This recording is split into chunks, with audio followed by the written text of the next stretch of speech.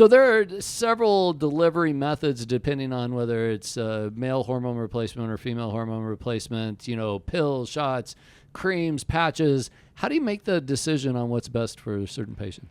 It's very individualized. Some of it comes down to cost insurance coverage for a lot of people. So if we're talking about men, intramuscular, taking shots of testosterone is usually the most affordable option.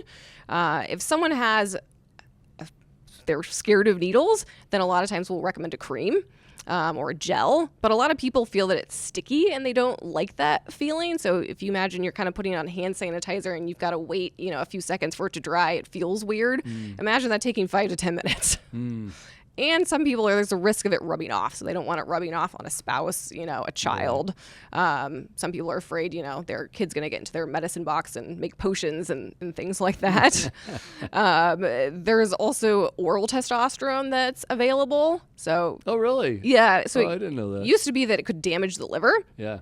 So now they've kind of targeted how it can get absorbed, where it's actually getting absorbed into the lymphatic system and being delivered. And so you have to take it twice a day with food. So it ends up with your chylomicrons.